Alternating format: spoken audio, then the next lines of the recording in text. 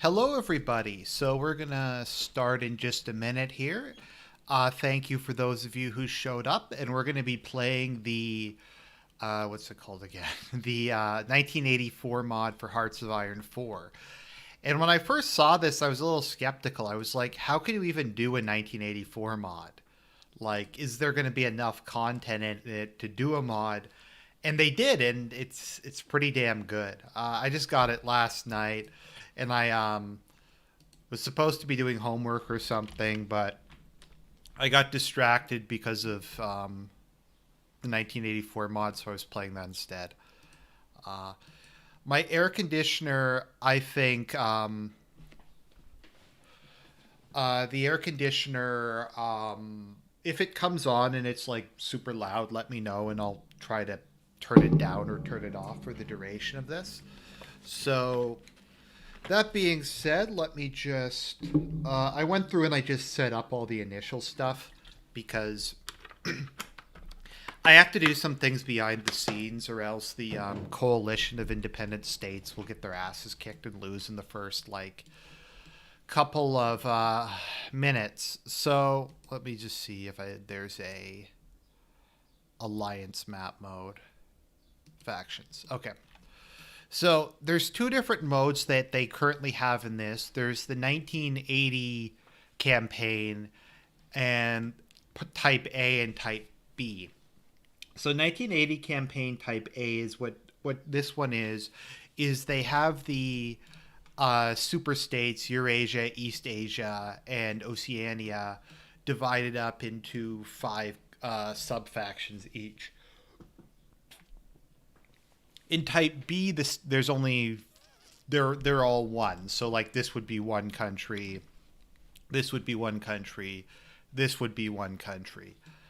They have this set up very much like I don't know if you want to call it sandbox or kind of a fight club format, because most of the countries are pretty equal in terms of their industrial capacity and their population.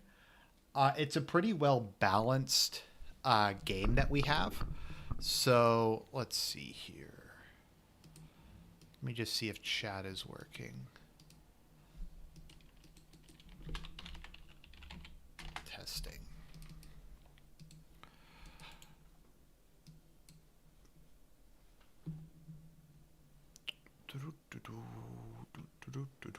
One sec, just refreshing that. Oh, okay. So, let's see here. Oh, okay, there we go. Chat's working now. So, in this, we'll just take a look at the countries that they've divided up into. So, Oceania, which is north is the Americas, the southern half of Africa, Australasia, and the United Kingdom. So here we have the 13 sectors, which is basically America, Grand Pacifica, which is Mexico, Grand Colombia, which is South America, Airstrip 1, which is where the novel takes place, which is, well, the Great Britain, and Frontier, which is the southern half of Africa and Oceania. So we have that. The Eurasia is all of Europe. Well, it's basically Eurasia. It's all of Europe and Russia. And then East Asia is, well, the rest of Asia. And then we have the independent states, which in the book are the disputed zones. So we have Free Africa, Free Arabia, Free India, Free Indochina, and Free Indonesia. Now, the Brotherhood does actually make an appearance. Down here on this island, there is the Führer bunker, and there's a couple super heavy tank divisions. Because for some reason, like, the Brotherhood's supposed to be a faction in the game, but it doesn't directly take part in the war. So I don't entirely get it. So let's take a look at it, because it's actually kind of funny. There's some this mod has a lot of very good dark humor. So, Oceania, leader leader Big Brother. The people of Oceania can rest easy at night knowing that a Big Brother watches them. Ideology, English socialism. The political ideology of the societies of Oceania. The will of the individual is dead. Every man, woman, and child is fully committed to serving the party. And they have consciousness of man, and some are more equal than others. Next, we have Russia. The leader of Russia is Mother Russia, which I think is pretty funny. The mother of the revolution is loved by all in Eurasia. Her citizens work tirelessly to make her proud. Neo-Bolshevism. Neo-Bolshevism, all truths and all meaning exist solely within the collective mind of the party, and they have the exact same national spirits. Then we have East Asia, Immortal Father. The people of Eurasia believe that this man can never truly die. This man who has freed them from ignorance and delivered them to the greatest of victories. He is their immortal father. And we have death worshippers. Death worship, the Chinese term for this ideology, more accurately translates into annihilation, obliteration of the self. No one's life contains any meaning. All existence holds only one purpose: to serve the party. And they have the exact same national spirits. So, as you may have noticed, they gave the exact same description, basically reworded, for each of the different countries. So they all have the exact same, which I think is pretty funny because that was kind of part of the novel. Is they're all functionally identical political ideologies. And then we have the free states, and the free states are all kind of the same too. So they all have ideology, the brotherhood. The last of the free peoples must stand together and resist the totalitarian superstates, as surely all hope for the future is lost. So they actually made, these are the only countries that have like individual leaders, which is kind of interesting. So we have like the Tiger of Mumbai, the Viper of Saigon, the Shark of Jakarta. I think it's the Ghost of Cairo and the Lion of Riyadh. So, yeah, so we're going to start out as India, which is probably the strongest of the free countries. So how this mod works, because I lost the first time because I didn't know like how it worked, is so it's 1980, and once 1984 comes, currently all the great powers are in a peace treaty with each other. So at present, Eurasia, East Asia, and Oceania are all at an armistice. So when 1984 happens, the armistice will end and they will all declare war on each other. Now, what will happen is, I think it's 1981 or 1982, all the great powers will declare war on the independent states. And if you're the independent states, really all you have to do is hold out for 2 years, in which case the great powers will start destroying each other.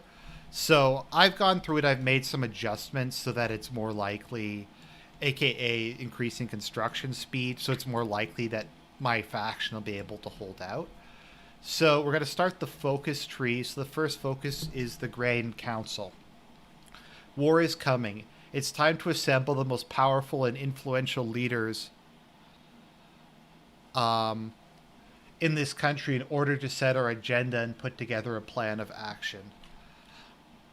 Are the free states just names they give to themselves to cope with the fact none of them are free? I think they're... basically, well, that'll kind of be answered once we run this event. So basically, as India, what I'm doing, let me know if the air conditioner's too loud. I'm just building up my civilian economy at the moment. This game is designed to take a very long time, so you only start out with 2 tech slots. And they did make a new tech, well, somewhat new tech tree for this, which is kind of cool. So as India, my goal is to get my civilian economy up and running, and then to go and um, build fortifications and just hold my walls, hold my borders for as long as I can. I think, the highest amount of manpower in the game, so we just have to kind of hold out in the meantime. So let's see here. The Grand Council. Final indoctrination notes. All-out war will start 1984. Disputed zone nations will automatically create their own faction at 70. Okay, if it's too loud, I'll just turn it off. Well, disputed zone nations lose their disjointed industry penalties once joining a faction. Allowing a foreign ideology to reach 40% support will trigger a disaster. Okay, so we're just going to start. So basically what I'm doing, I have another useful mod installed. There's a mod that removes division limits, and it makes armies able to go up to 240 divisions, which is really, really nice. Because that's something I hate, particularly if you're playing a large country. Like if you're playing the Soviet Union or Germany or something, you'll get like 3 giant bars of armies. Free India is in chaos. The industry is in complete shambles, and the armed forces are led by individuals who more closely resemble local warlords than professional commanders. There is no unity here, and it won't be long before the great powers come to enslave us. The Tiger of Mumbai has decided to call a Grand Council, summoning military industrial community leaders from across the country to set his agenda and get the country back on track. Let us hope this is worthwhile.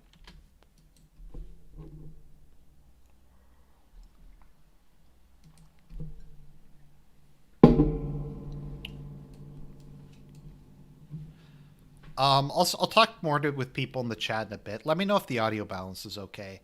I just wanted to there's a lot of reading I had to get out. So, yeah, there's different paths you can take. I'll probably take Beacon of Hope, which is like the freedom one. There is the medium one. And then there is the you become a totalitarian superstate yourself. The abyss stares back, the strong survive, Beacon of Hope. I'm going to go with Beacon of Hope, I think. Salvation of mankind versus destruction is salvation.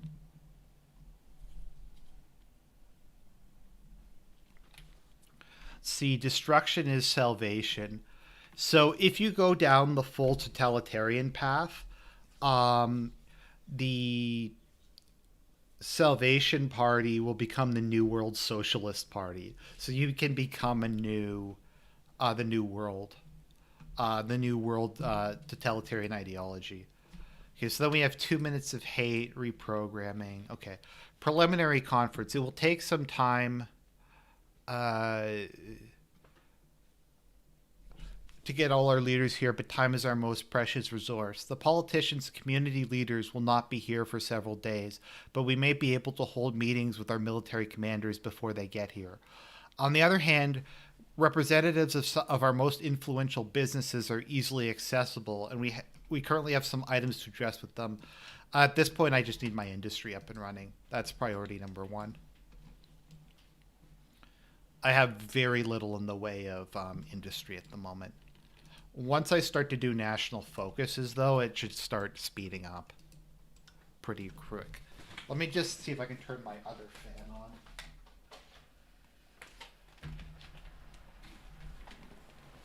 Okay, let me know if that one's too loud. That one should be substantially quieter.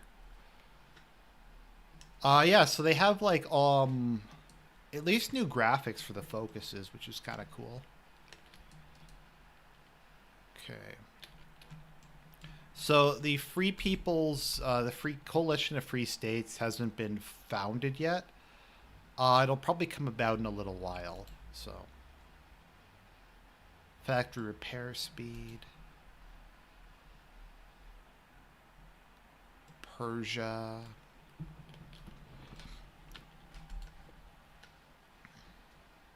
The Ghost of Cairo. Okay, there we go.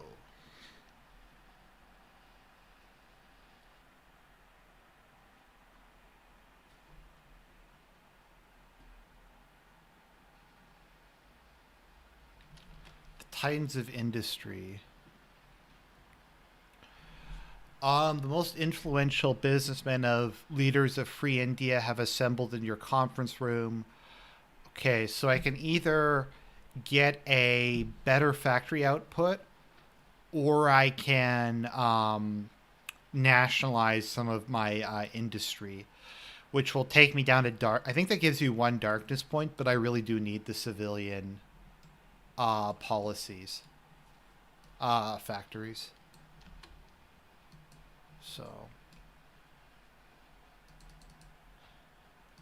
I don't know if you're supposed to. I always build infrastructure before I build factories. I'm not sure which is what the fastest one is. If it's faster to do the other way first. But I'm India, so I think I have like the one of the highest amounts of natural resources in the world. So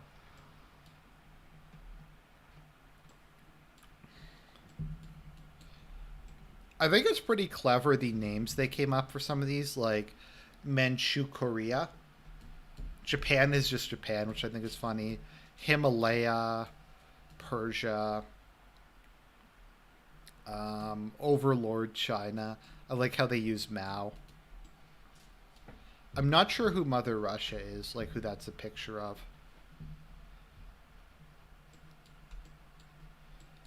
Yeah, Goldstein does actually have his own. Um, the bastard traitor and scum of the earth. I don't know if he really does anything though. I don't think he really does anything.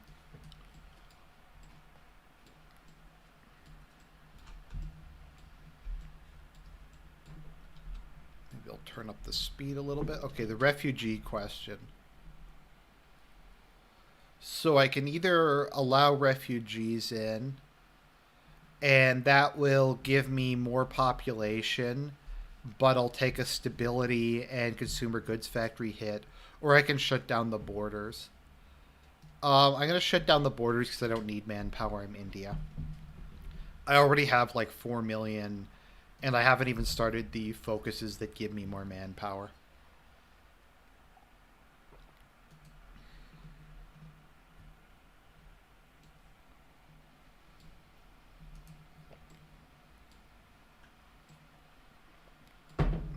Okay, there we go.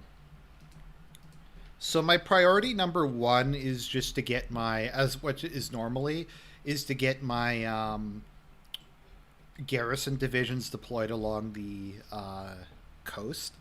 Because the number one thing that I've lost games because of in Hearts of Iron 4 is people doing amphibious landings. The reconstruction question. The ground cancel continues. Most of the issues do not require your immediate attention regarding large scale reconstruction project. So I can either get military factories or fortifications. I'm going to go with fortifications because I know what's coming.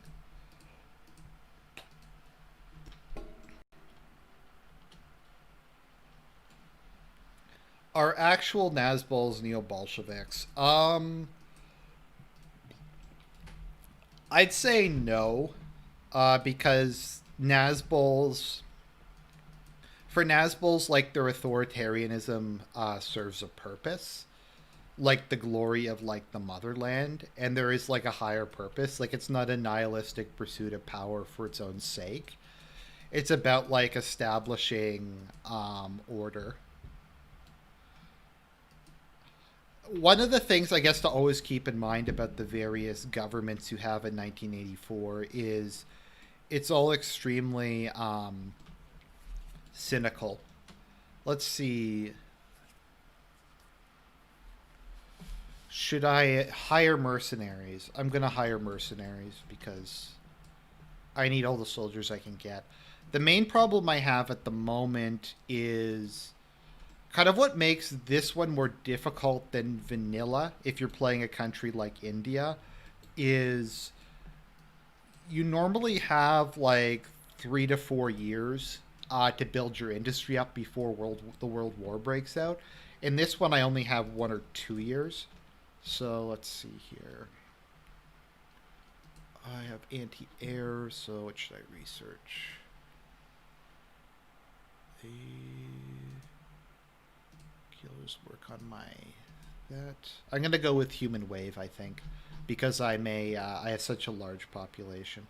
Plus, the bonuses from human wave are really good. Anything that reduces supply consumption when you're fighting in the Himalayas is extremely useful. So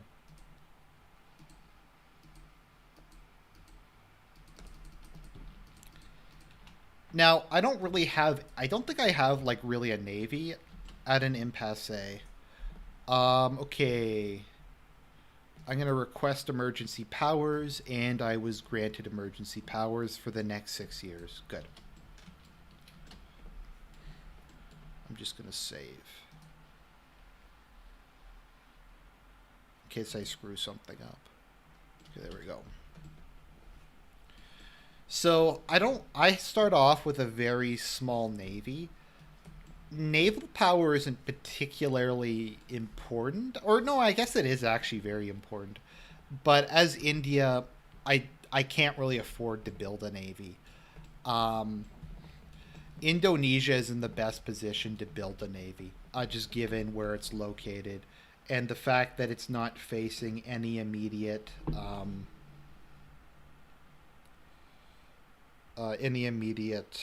stuff. Let's see here. What's next? Now that you are clearly in control of this council, what is next on the agenda? I recommend we begin the process of drafting a new constitution in order to safeguard the future of the country. On the other hand, perhaps the council has met the extent of its usefulness. Should you get rid of the council? The promise. Under the current state of emergency, we cannot hold our government accountable to its people. There is simply no time for it. When these wars are over, the world will be a very different place, and we will need a new constitution. Today you have made a pledge before all that, should we be victorious, we will hold a constitutional convention that ensures we have a government that is to be held accountable by the people for the preservation of human rights and dignity. Okay.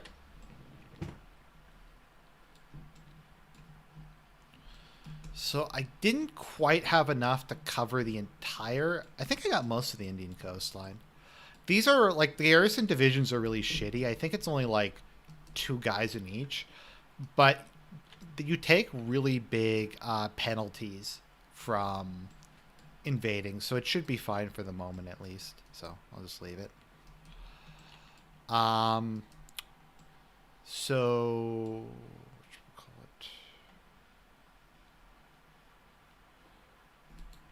So Frontier owns the Maldives, which is kind of interesting. Although I believe I have a claim to them because they're traditionally part of India. Let's see here. Okay, so I'm going to go with death to tyrants who will fight to preserve democracy. Okay, so the Grand Council is over. The first thing I'm going to do is take the concrete jungle and do or is it this one? I'm sorry, I'm just trying to figure out which one I need to take first, because there's one that reduces consumer goods. I think Brave New World is better overall, but 1984 is better as a novel, if that makes any sense. The Beacon of Hope completes the focus Beacon of Hope, which gives me recruitable population. Let's see here. Gains national spirit, will to resist, which grants a shit ton of bonuses. So we'll take that next.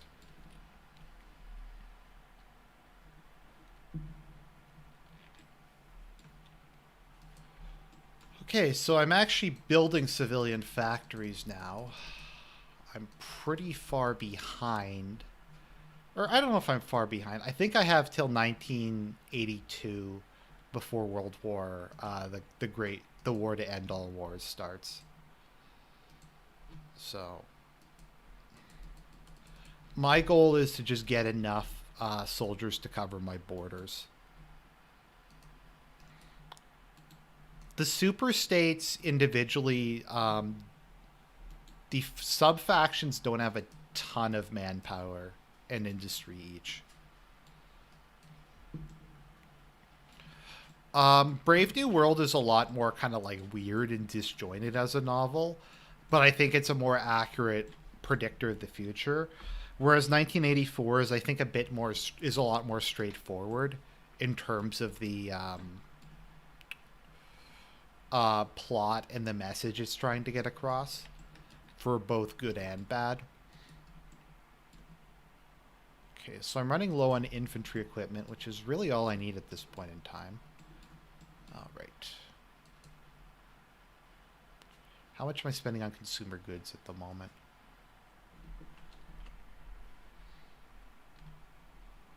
Stranger danger. Okay, galvanized support. Good. I'm going to go with concrete jungles next.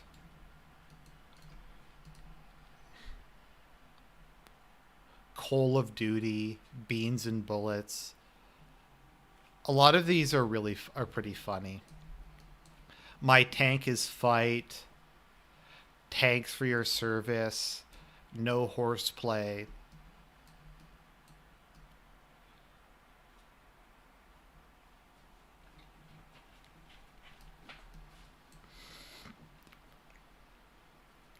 Desperate times, desperate measures. Our country's pride. Yeah, see, I get an absurd amount of manpower because I'm playing as India. I'll take concentrated industry, I think, to give me more factories.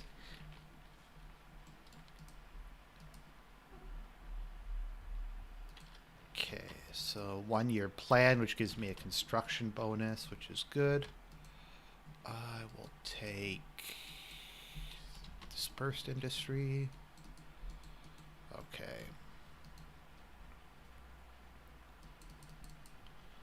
Okay, good. We're getting to the point where it's starting to accelerate exponentially because I've got my I'm building factories at a pretty good clip at the moment, and I will eventually start to get a substantial amount of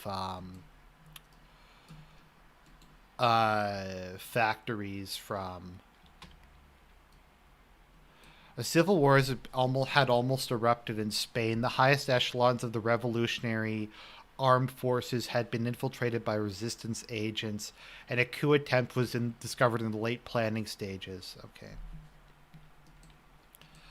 Who's the hardest side to play as in this mod? All three of the super states are roughly equal in terms of their manpower, and this one's really hard. I think I'm going to go with patriotic rationing, though. Yeah, let's go with that to reduce consumer goods demand. I think the hardest faction to play as is East Asia, just because of its geographic position. Because East Asia, unless East Asia can knock out Free India, Free Indochina, and Free Indonesia in the first 2 years of the war, they're in the position of being squeezed between two of the superpowers.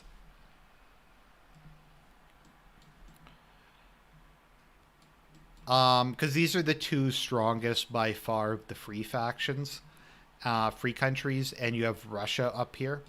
So they're the most difficult. I think Oceania is the easiest because Oceania doesn't really have too many natural borders. So they're like free to concentrate all their forces down here in Africa, or they can also attack Europe because England is pretty easy to defend, and they can land anywhere along here.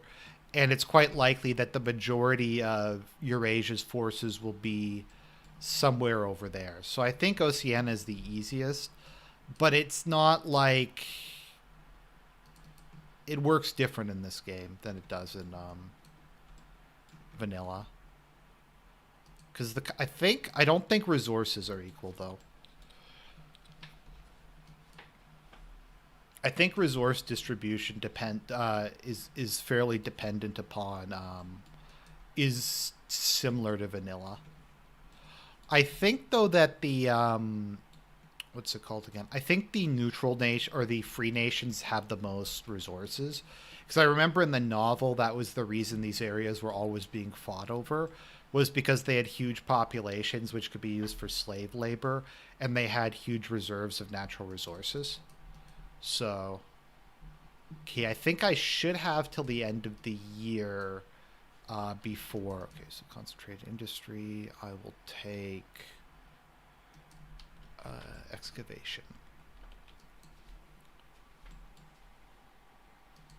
I'm going to eventually have to switch over to producing fortresses.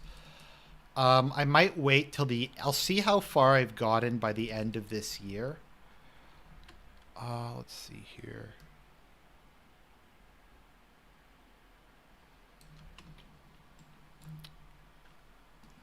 I feel like some of these news events were left over from other mobs. Okay. Okay, I'm starting to run low in infantry equipment. Maybe what I'll do is I'll reduce the number of brigades in a division. Because at the moment, I just kind of need a lot of divisions to cover how wide the fronts are. So, let's see here.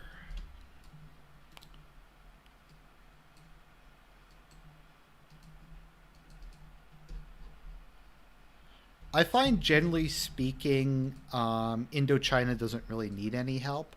They're in a very good position strategically because they have like really rough terrain and a large population, so they can normally hold off Overlord China pretty easily. I'm in kind of a rough position because I'm bordered. I have a very long border, and India doesn't start off with very much in the way of industry. So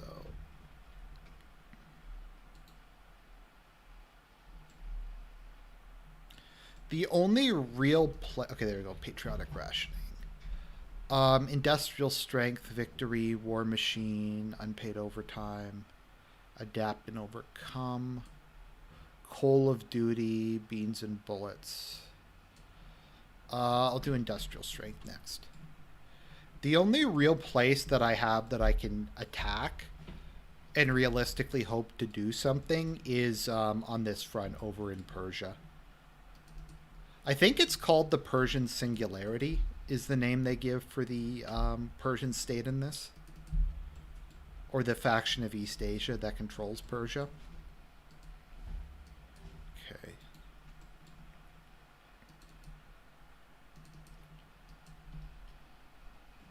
Okay, so the Persian border looks pretty secure.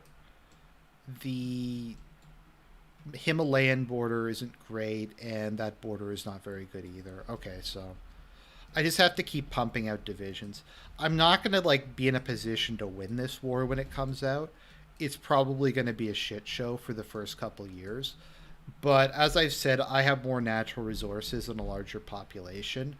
And really, the coalition really can't do anything offensive until the uh, just things start. So I'm just gonna train my soldiers in the meantime. So I still have a little bit of time before all hell breaks loose.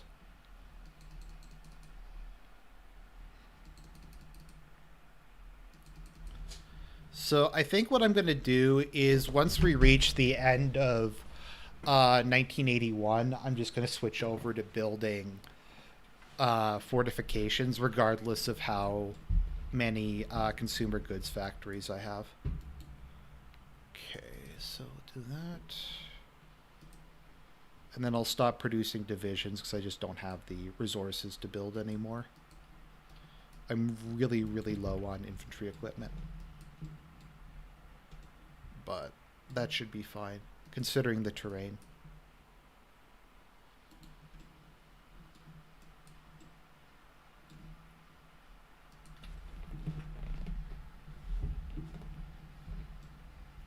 Okay. So I don't know. It's always kind of risky building it's kind of a bit of a game of chicken in HOI4, like how long you want to build civilian factories for.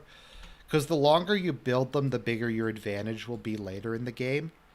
Okay, I'm going to go with defensive doctrine and charismatic. Let's see here. I will go with support weapons. I think it might break out once it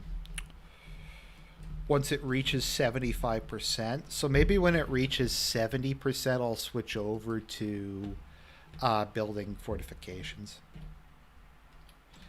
If I can survive the initial wave, I should be pretty good. Okay, so just trying to get my troops trained up in the meantime. 83. Okay, so they can cover basically everything.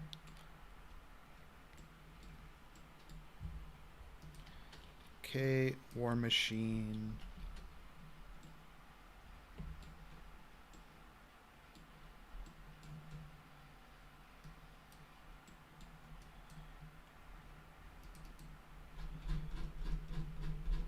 Okay, looks like they're about finished. I don't really need to train them anyways, because they're just garrison divisions. It's good. Oh shit, okay, yep. I need to switch over. I need to switch over.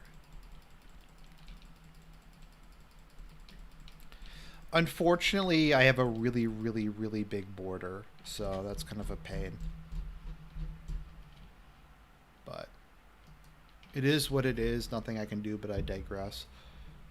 Yep, the Free Nations have formed an alliance. Okay, so let's see how well prepared my compatriots are. Now, this is HOI4, so the AI can kind of suck. Okay, it looks like Indochina is doing pretty good.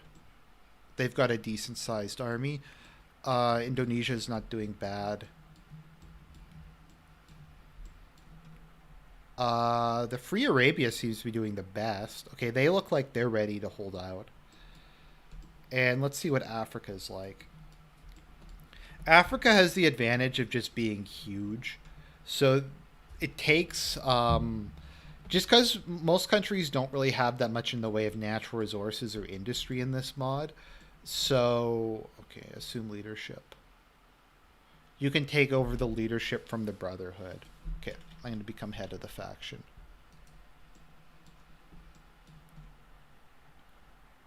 Yep, so we're going to start fortifying the border.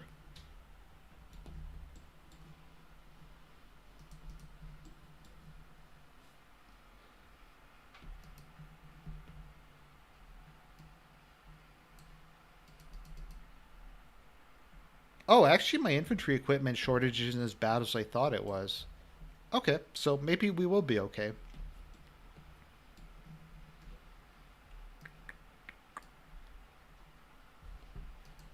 Sorry if this part's kind of boring. I just don't really want to fuck this up, given what'll happen if I fuck this up. Let's see, less is more. 1-year plan, will to resist, defend the homeland.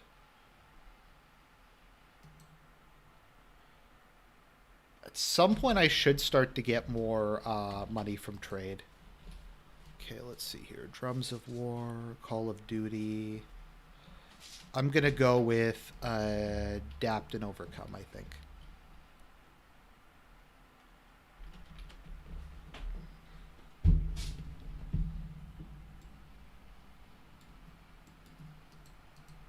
Oh, and I need to switch from construction to fortifications. Hey man, what is on the chopping block in terms of videos? Have a nice day, Argent. I don't really have any specific plans at the moment. I don't know. At the moment, I've just kind of been a bit distracted with life. But I will get back to making videos. No, well, I am making videos regularly. No, I don't have anything specific though. I've been thinking of doing Irish Cream. Oh no, that's not true. I want to do a sci-fi pulsi against the United about the United Federation of Planets, and basically talk about how it's like the Soviet Union.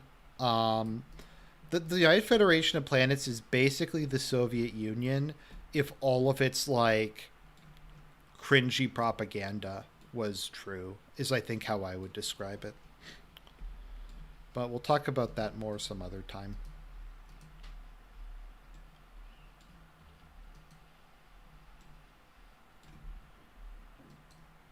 Maybe what I'll do is I'll just have train a couple divisions at a time.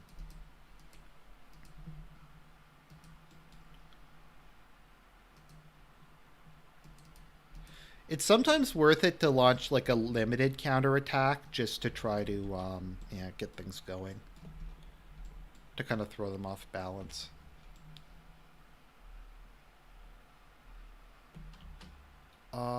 Okay, so the Free African Republic might take over. That's fine.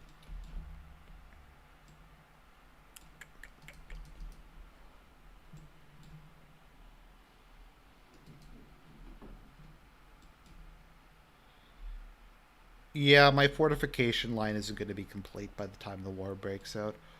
Oh well, it's the thought that counts, whatever that means in this situation. Fuel refining, I'll take oil processing.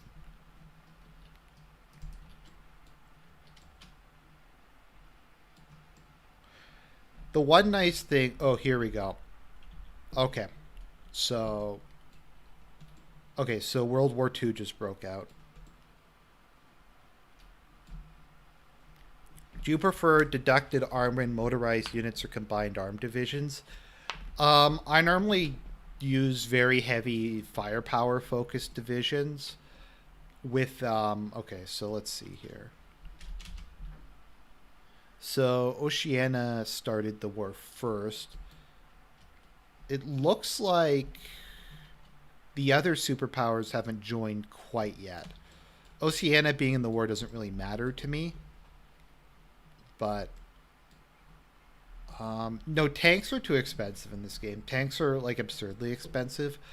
I normally do motorized infantry, and I just add in a bunch of motorized like artillery and stuff, and I find that works better. What are my thoughts on socialist realism? I honestly don't know enough about socialist realism to really have a strong opinion on it. I think I'll do Call of Duty next. One of the interesting things about 1984 is nuclear weapons don't exist. Oh, here we go. All right, so war's starting out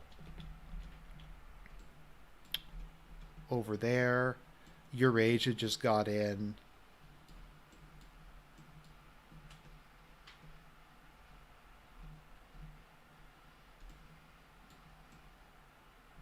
Hmm.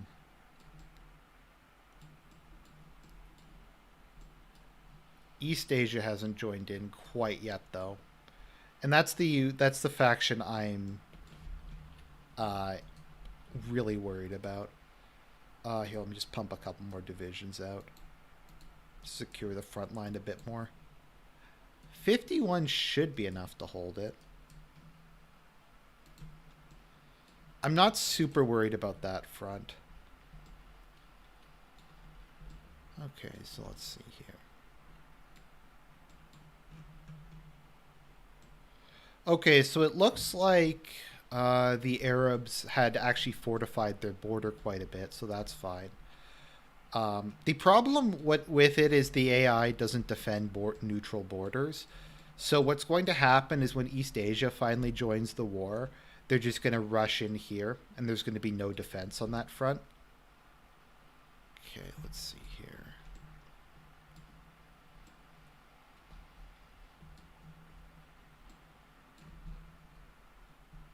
And Indochina is like completely fucking this one up.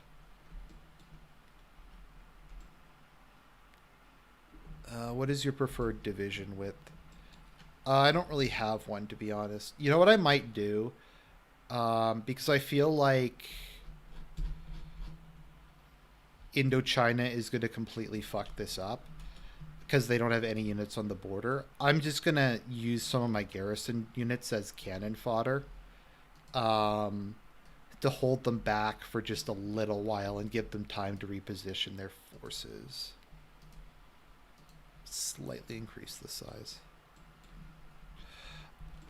I think they more or less abandoned the use of nuclear weapons because nuclear weapons led to too much uh,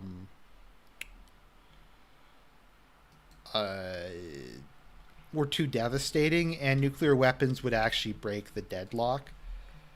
As long as they're only using conventional forces, none of the factions will probably be strong enough to overcome the other two. But if they ever start using nuclear weapons, then the balance of power will not be assured anymore. I wonder why East Asia is staying out of this war so far. Well, it gives me more time to prepare, so that's good. Let's see, unknown focus.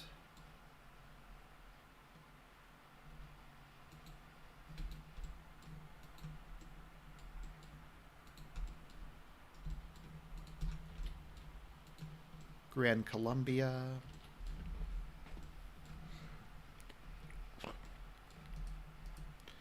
Okay, so it looks like the African campaign is going okay at the moment, so we don't have to worry about that too much. Um, okay, things look like they're going okay so far, but I mean, all the various countries are just moving their divisions around at the moment. Oh, a nearby city was nuked. Okay, because I looked this up actually. Brotherhood. Okay.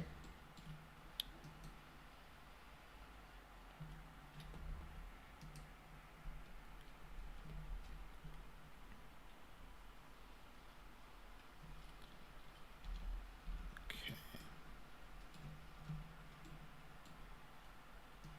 We have some submarines. I guess I could just use my very small navy for coastal patrol. That's about all they can really do at this point in time. I don't really have a navy worth mentioning. I think everybody starts out this game with no naval technology.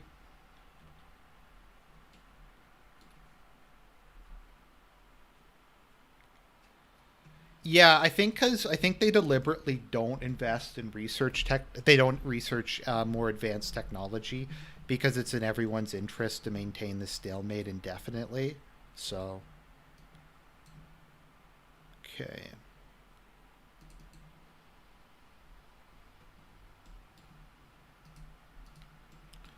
Okay, those should be more than fine. They have a lot of troops there and a pretty heavy fortification system.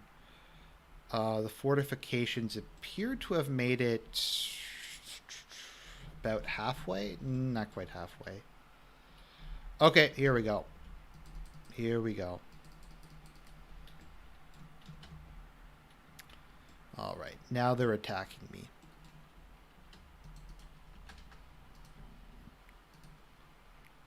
I'll just deploy those couple divisions and throw a couple more bodies at the wall.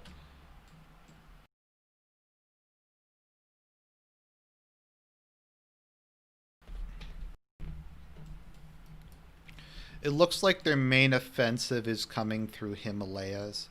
Yeah, and like I said, the Arab republics completely fucked it up, and they don't have anything on their eastern border. So that's good. That's special.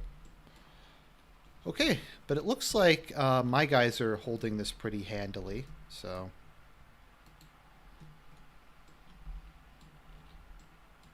all right, so now it's just kind of a waiting game.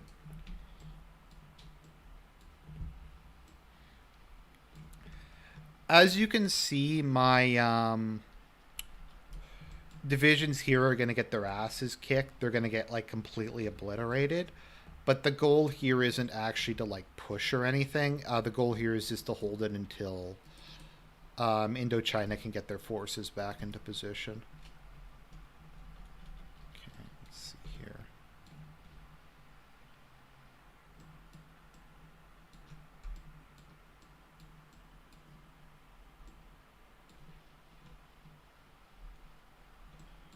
Okay.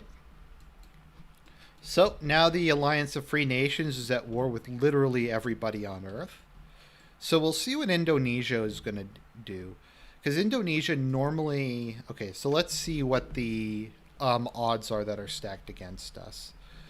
We're about as strong as any individual super state at the moment. Um, yeah, so like I said, we just have to hold out for a year or two. Um, and things will get better then.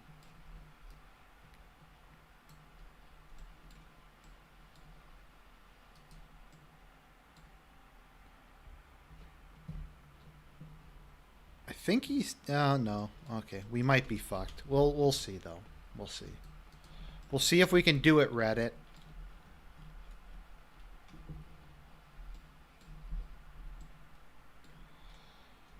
I'm gonna stop building fortifications for a little while because it looks like the front's holding for the moment, and I really need to get my economy up and running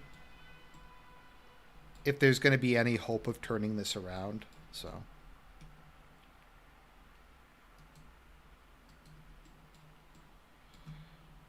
Okay, so let's look at casualties so far.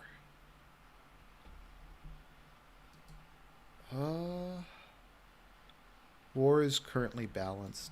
Okay, we do have a larger fielded army, though. It looks like our army's about the size of like two of the superpowers, so that's good. Let's see. Can I recruit more divisions? Not yet.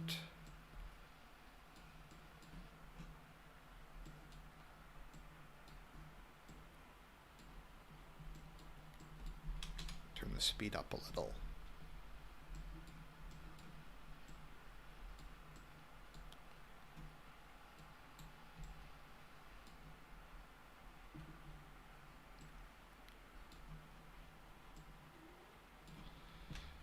Yeah, Indonesia's job is kind of to be the wild card. They just need to provide like stuff to the rest of the faction. I guess they can take some of the islands. I don't know how helpful that actually is, but yeah.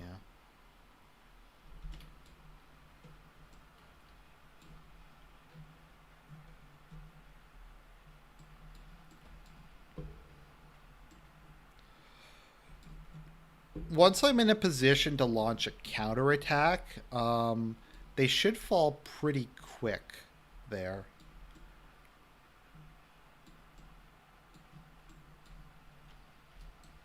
I might actually do something I haven't done before, and I might actually send some additional divisions to help out Indochina. Because Indochina's surviving. If Indochina doesn't survive, then we've completely lost this game.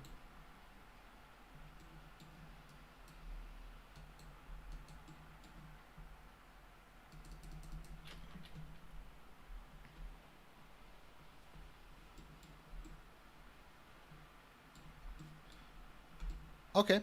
So it looks like the front is completely secure from my part. I wonder if I should maybe send some more of my troops to try to hold another front, like to try to save one of my allies. Because if my allies get taken out, then I'm screwed, and there's nothing I can realistically do at that point. Uh,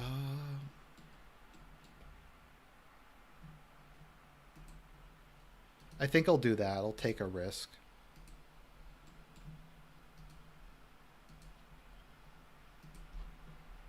and send that division over there.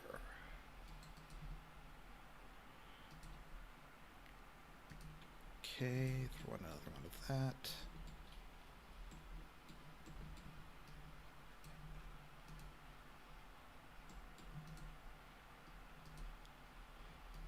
Okay, I don't think that Overlord China has actually made much of an advance, so that's good. It looks like we survived the initial thrust, as it were.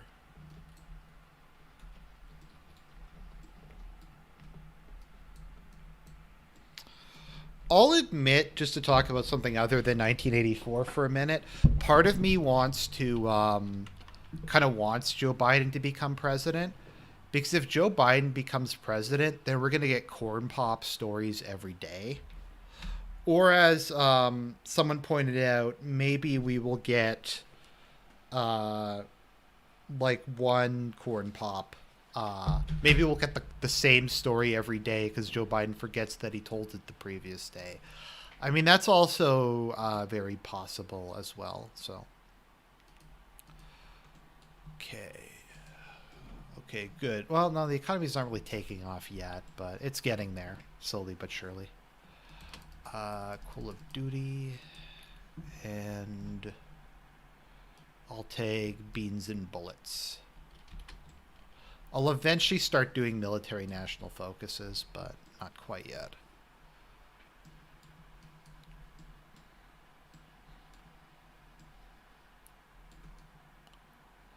What are your thoughts on the Schneider cut of Justice League? I need to see it before I really have a strong opinion on it. I'm very curious in seeing it. Zack Schneider's a very talented director. He just needs someone to put him on a leash. That's kind of what I say about Michael Bay. Michael Bay, I think, is actually a very talented director. He just needs somebody to, like, tell him no. To just be like, no, Michael, you can't do that. Like, don't put that shit in the movie. Don't put in the black robots. Don't put in the robot with the giant testicles. Like, just don't put that in the film. And he really needs somebody to tell him that. And if he has that person there to tell him, then things go pretty good. And if he doesn't have that person there to tell him, then it's a shit show. So that's kind of how I feel about Zack Schneider. I liked Man of Steel. I thought Man of Steel was a good movie. I know for whatever reason a lot of people didn't like Man of Steel, but nah. Oh, right, I'll change this back to construction focus. I hope they revamp the World War One mod. Yeah, the World War One mod is shit. Like the World War One mod doesn't really function because none of the national focuses have descriptions. So like anything kind of plot or historical related is just kind of lacking at the moment.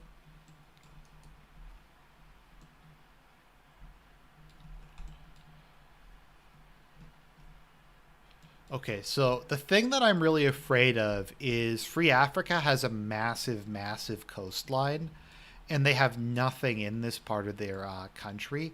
So if that gets overrun, then yeah, we're fucked. If they do amphibious landings there. Okay. Do I have any oil production whatsoever? I don't think India has any. Yeah, it has none. So if I can build one synthetic finery, that'll be very, very helpful.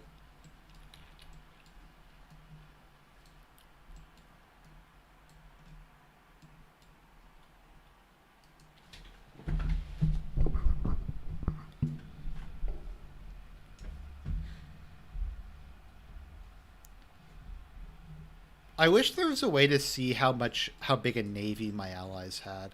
Because I feel like Indonesia might have built a pretty sizable navy since they're an island nation. I'm not sure how their AI is geared though in this mod, or if this mod even really has AI. But I think you can see why it was an interesting idea to give them separate factions. I think it makes the war more interesting. Yeah, there we go. That's what I said. The problem was, is they're gonna land stuff there.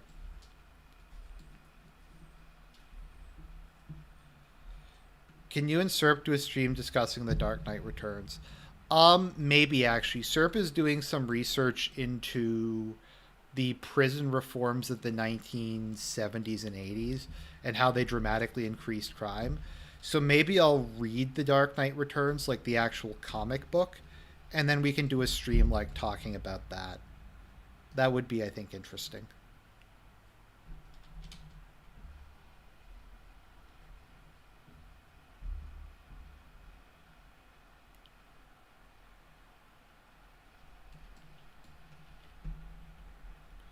Oh, right. I can just turn off my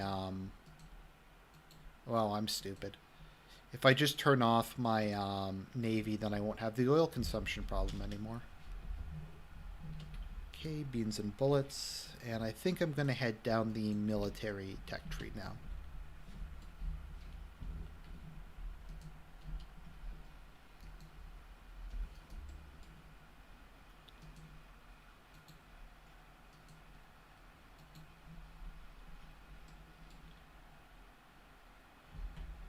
Okay, there we go.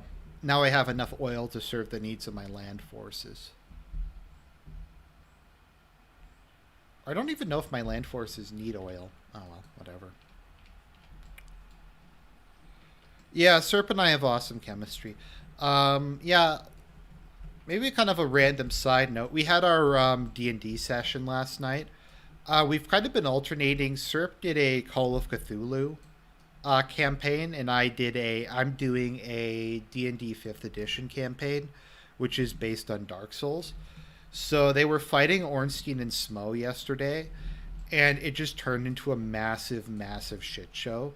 Because I had actually intended for them to win, but Torellian rolled like, I think he rolled like three critical fails in a row or something like that. So he wound up missing with all his high level spells, and Smo got like multiple critical hits. So they just got completely like destroyed. And like I said, they were supposed to actually win. So what wound up happening is Smo got a critical hit that killed Torellian. So how what I had is he smacked him so hard his body went flying out of Anorlando off the top of the mountain and crashed into Blight Town. So he's currently stuck in Blight Town. Um, will he get out? Probably. Um, so once that's over with, they're going to yeah. So he got his ass kicked. Serp didn't, I think, take Serp took virtually no damage. Um,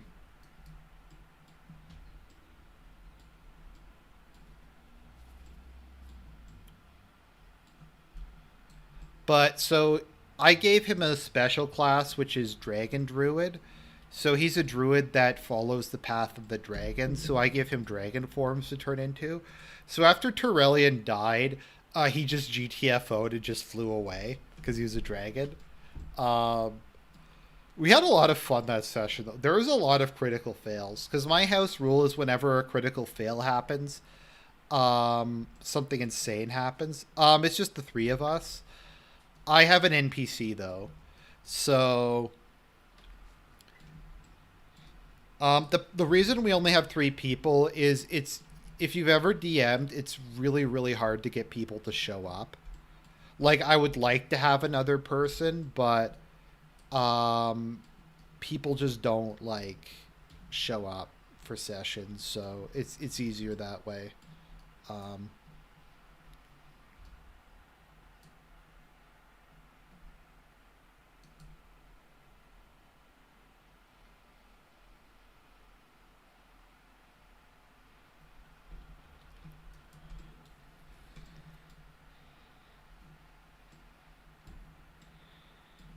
I think hopefully Torelli will put out some more stuff soon. Um, what was I thinking of again? Yeah, so they had a couple critical fails. So like one of the stuff that happened was so they reached Anne Orlando and I had them go up the mountain in an elevator and I had them roll a constitution check to see if they puked and they both got like I think they both got like a 2 out of 10. So I had a 2 out of 20, so I had them both like projectile vomit over everything. Torellian passed out because when he saw Guinevere, he critically failed a constitution check and he got a massive nosebleed from her boobies. And then he, like, passed out from that. So, that was fun. What I generally do as a DM is I normally will give them the party a NPC who's a higher level to just to kind of see a misanthropic one to kind of babysit them. Also, because most people don't like playing as clerics or paladins, um, they yeah, because they don't like playing clerics or paladins. You often have to give them a cleric or a paladin so they have some degree of healing. Because if they have no healing, then they're just completely fucked in general. Let's see, sticks and stones. Go with that. So that happened. So the NPC they get is I gave them Lord Blade Kieran, who's kind of having a low key. Well, it's her and Tyrellian's character obviously have a crush on each other, but they're both kind of socially awkward, so it hasn't really gone anywhere yet. Because she thinks he's cute and he likes her because she's a like 6'1".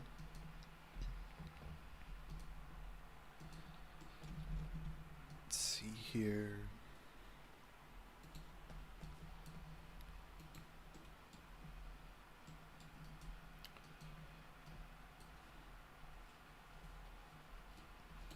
So last week they fought Pontiff Sullivan and Aldrich Devourer of Gods. So like I'm doing my own version of it. So like what happened was they're going to Anor Londo, so they were stopping over there. And in this continuity, they haven't figured out that Sullivan's evil yet. So they had killed Aldrich and buried his body under the Grand Cathedral. And Sullivan lured them in, and they had to fight both of them at once. And they got their asses kicked, and I had to like rig it by having Kieran show up to let them not die. At the beginning of the first session, I had the pursuer show up and kill them. Just as a kind of welcome to Dark Souls thing. So because it's that Dark Souls, if they die, it's not the end of the game. They just respawn at a bonfire. Okay. I'll take mass mobilization, I guess. Or I guess that's infantry offensive. I'll take production efficiency cap. Okay, so it looks like things are going pretty well. I am playing this game on normal, actually. I activated a couple cheats. Won't pretend I didn't. Like, I put on the double construction speed. Because I honestly think construction speed is too slow in vanilla.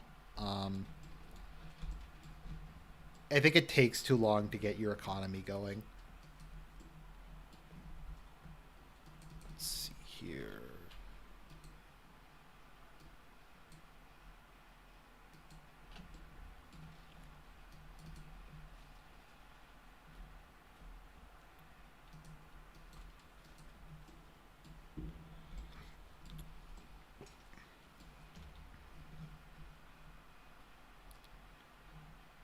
Let's look at how the balance of power is going. So, Indochina has a pretty large number of soldiers. The our faction's taken a lot of casualties, but the other guys have taken 3 times as much. And I guess you can say it's unrealistic that we've been able to hold our own against super states. But in the world of 1984, advanced weapons don't really exist to a great extent.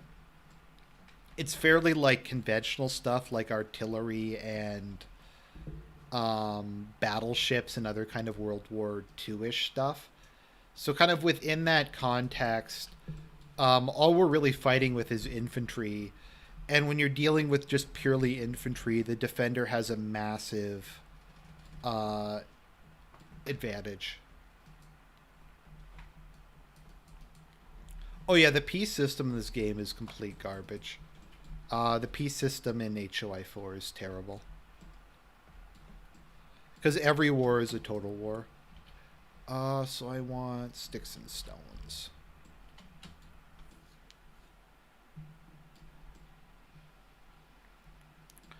What would be really nice if Indonesia could invade either Australia or Japan, because they're kind of. I'd imagine the frontier has all of their soldiers in Africa. So yeah, as you can see, we're gradually getting pushed back on these fronts. The main goal is just to keep these two countries into war until we reach 1984. Because once we reach 1984, this becomes a lot easier. They don't even have automatic assault rifles. They're stuck with submachine guns like the MP40. Yeah. All work and no play. I think it's funny how the super states all have the same focus tree. That just amuses me for some reason.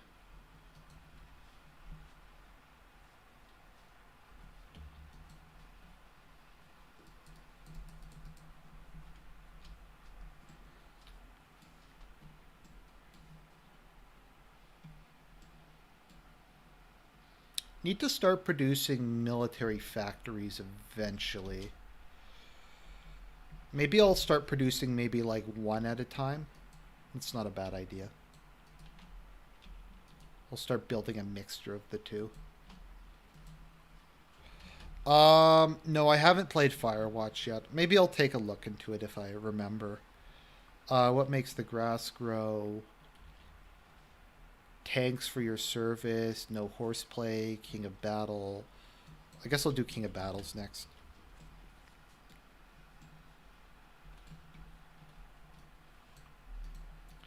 Because isn't 1984 supposed to take place in like a semi-post-apocalyptic world? Because wasn't there like a major nuclear war that happened during the Cold War or something like that, and that's how the world got to be the state it is, and why tech and partially why technology hasn't advanced at all. The end is nigh. Okay, here we go. While the people of the three great nations may not have even realized there was an armistice, the knowledge exists among the top commanders and party leadership that a ceasefire has been declared at one time during the Great War. These same privileged few also realize that the armistice shall expire at the end of the year. War is coming. Okay, so if we just hold out till the end of the year, then things will turn in our favor. I mean, we'll still be fighting the three super states, but they'll have to completely rethink their war plans.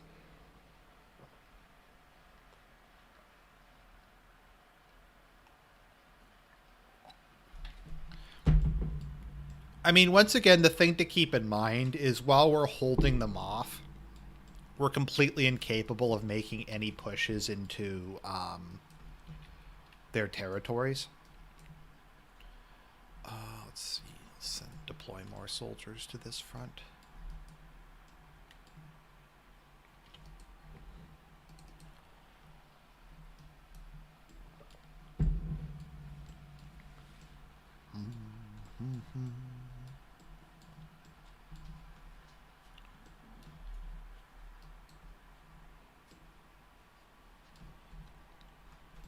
Yeah, it takes a lot to make states capitulate in this just because they're so big. Like, Free Arabia has lost all this territory, but it's still way, way away from capitulation. Hmm.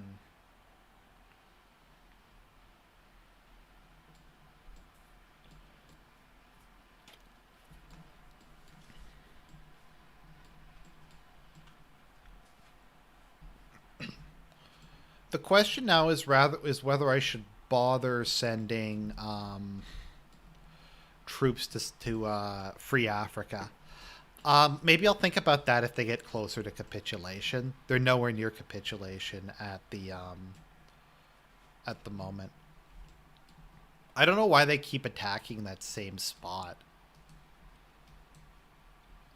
They aren't going to get through with an inferior number of soldiers against a fortified mountain position. I think within the context of 1984, the disputed territories do switch hands. Maybe that's like what it's a reference to in a Game of Thrones, because the free cities continually conquer the disputed lands and lose them. So they just have wars constantly through proxy mercenary companies. So I guess it's kind of like Metal Gear Solid 4. I have to play Metal Gear Solid 4. It's just that Persona 5 has taken so long. Like, I'm into like my third or fourth week just playing Persona 5. It's okay though. I mean, the game is amazing. I think it's much better than Persona 4. And that is a huge compliment, because Persona 4 is like a 10 out of 10. But I think they've dramatically improved it. It just for the quality of life improvements. They just kind of streamlined a lot of really annoying shit, so that's good.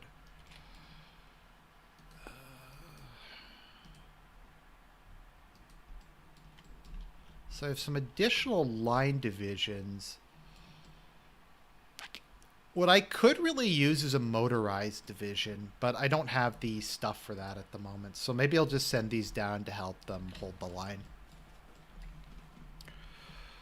Indochina will probably eventually go on an offensive there once Russia enters the war. But for the moment, we're just going to stick with that. Okay. So I'm gradually getting some military factories going.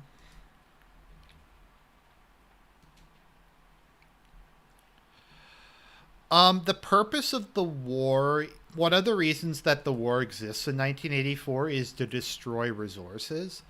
Like, it's literally to keep the population poor, um, to just get rid of resources and as a form of population control. It doesn't really exist for any reason beyond that. Let's see here. Well, I'm getting nothing from trade.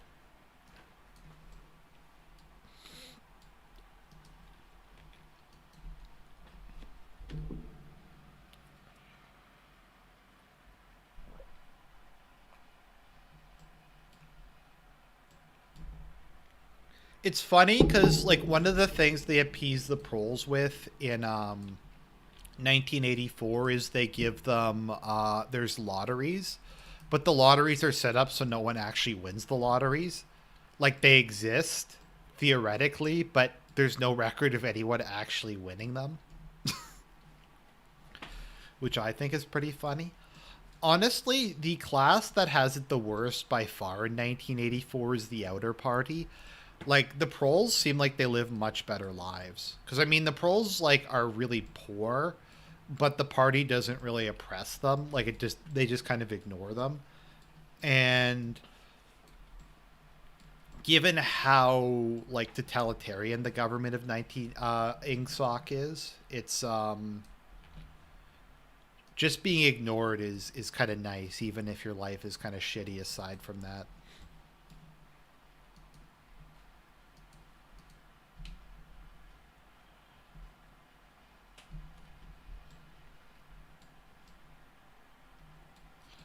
This mod kind of reminds me a bit of DEF CON in that it's just kind of an arena war.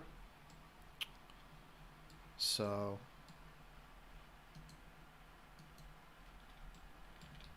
we're actually doing a lot better in this than I did in my previous game. Whether or not the pro... So my thoughts on the World 1984 is it's not going to last that long, because I think it's referenced that a lot of shit is just completely run down. I mean, eventually the economy is going to collapse. Like, there's only so much corruption, incompetence, and lack of investment in capital goods that can happen without the economies respectively collapsing. Or something like a major disease breaks out, or something to that impact will probably eventually happen, and the government will collapse. Also, I think it's important to keep in mind that the government in 1984 is very much high on its own supply. So, like, the inner party members truly believe that they can win the war, if I'm remembering correctly. Like, they think that they're like legitimately trying to win the war at the same time as deliberately trying to throw it to keep the conflict going on indefinitely. But I just can't see those societies continuing like that long. I mean, I guess the other thing to keep in mind is, from my understanding, 1984 is kind of a parody, because in reality, like, people aren't that stupid. Like, like there's double think and stuff like that, but it doesn't, like, you can't change things that quickly without people like wising up to it. Um, it's kind of supposed to be an exaggeration. Well, I mean, it is an exaggeration, but that's kind of the point of it. Promote.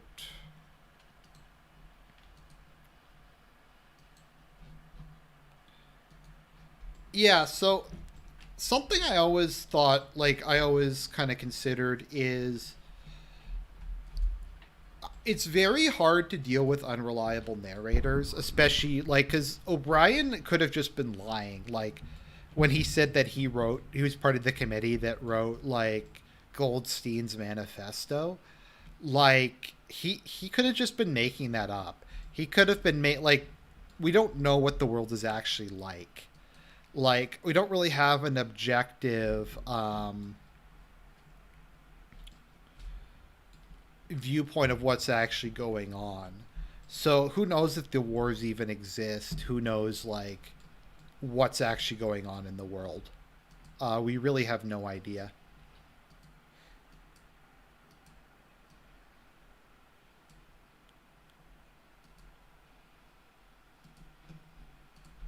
Okay, I'll send these guys to try to help contain these. So yeah, I'm just throwing a bunch of low quality divisions into battle. Once again, they're not expected to actually win or push back. They're just there to delay this, because we're almost to the point where things are going to start getting better for the coalition of independent nations. I mean, that's not what it's actually called. It's called the Resistance, but I prefer the Coalition of Independent Nations.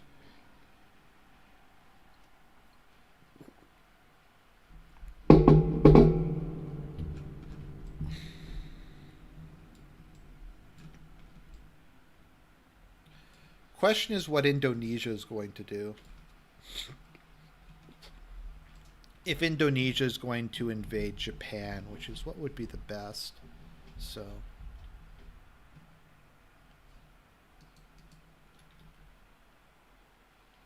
okay.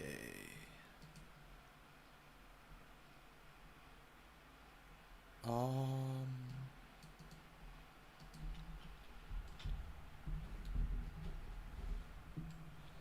isn't it heavily implied that Oceania is fake and Britain is the only territory that is actually controlled by Ingsoc? I mean, it could. Like, keep in mind, O'Brien is a liar, so we don't actually know what happened. It's just that's all we have to go on, so we kind of just have to go with what we're told. But I guess that's just kind of part of the whole thing. So, for people in the chat, do you think that Big Brother ever actually existed? Like, is there someone like called Big Brother? Like, was there like a founder of the party who Big Brother is based off of, or is he just completely a fabrication?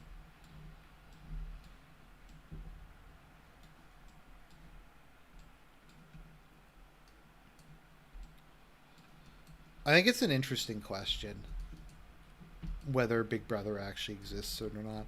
I mean, he might just be dead at this point in time, but it's curious. See, Free Africa.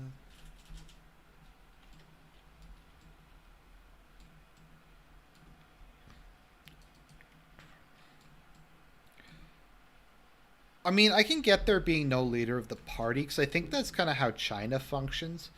China has like collective leadership or something like that, so I can kind of see there being no party leader.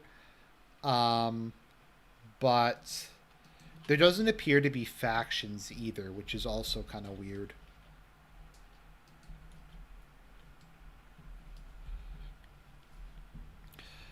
The Soviet Union didn't really have collective leadership. I mean, the idea was there was collective leadership, but in practice, there was generally one or a couple people who controlled everything. So, yeah, it kind of depended upon which time period. I'm of the opinion that the Soviet Union had the most complicated government in human history. Like, I've looked into it a little bit, and it blows my mind like how something can be that complicated. Like, it makes absolutely no sense. Just the level of like random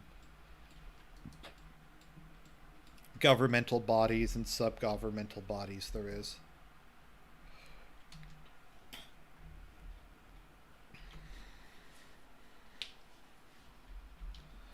Oh, okay. Irish Cream says, I've been getting fat off the crisis and would like to share the wealth with the man who warned me. I'm about to head out to work. Thanks, my friend.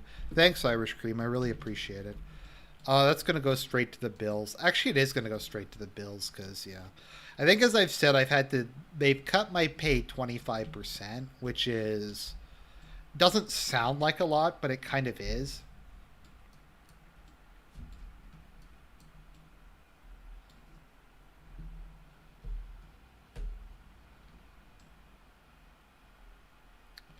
Winston is actually a member of the inner party. That's an interesting one.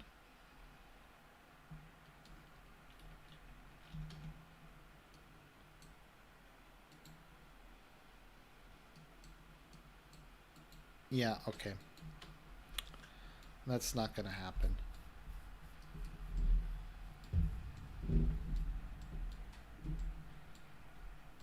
Yeah, but what, like I was saying, because I have fixed costs like rent and internet and my telephone and stuff like that. So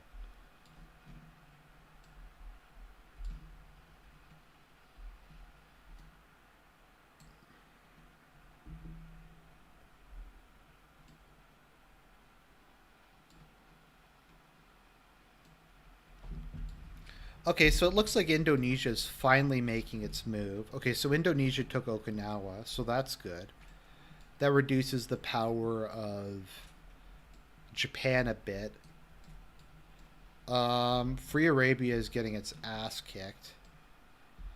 We still have Baghdad though. I'm holding out okay. It's just kind of I've been wanting to get a cat, but it's kind of hard to like find one even during this crisis. I've been debating like doing what Serp did and like buying a purebred cat, like his cat, which is a Himalayan, but they're just really expensive, and they're really expensive. And the other thing that really fucked me is I was under the impression I was going to be getting student aid for the next while I'm doing my master's course, but I technically don't qualify for student aid on like a technicality, which like it's a technicality that makes no sense. So I'm not going to get any no student aid whatsoever. It's yeah, it's really disappointing. I almost cried when I found out about it because it was like it was going to be like 5 grand a year or something in money I was going to get. It actually almost makes me want to just leave my program. Um, I was so down over it.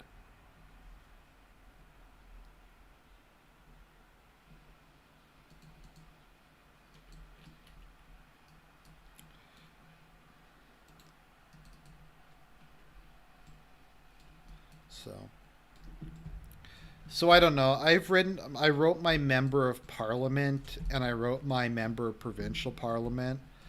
So I'm gonna try to play because I technically have a legal disability, because of my bipolar. So like in one of them I said I feel like I'm being discriminated against because of my disability, and that I'm being denied equality of opportunity. Um, and that the prime minister promised that we would promise support for the disabled people, and he's falling through on his promise. So,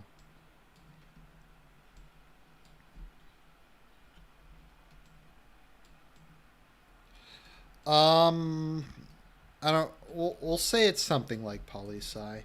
I don't like saying too specifically what I do for a living for obvious reasons, but we'll say it's something vaguely related to that.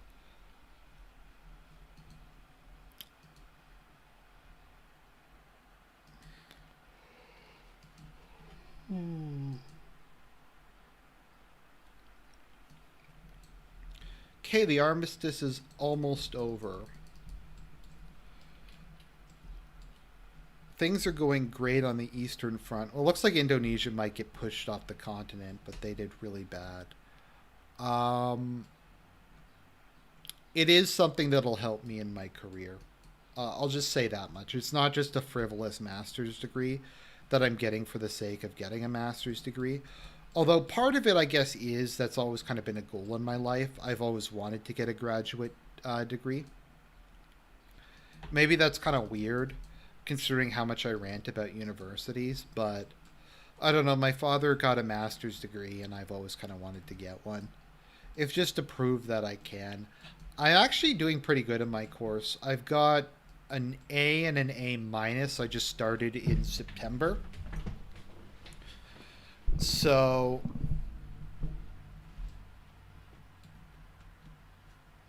um I'm actually doing a lot better in grad school than I did in undergrad. Now the thing about my undergrad grades was in the second year I was taking in university, I had like a complete mental breakdown, and I like got a D. I got a like a D.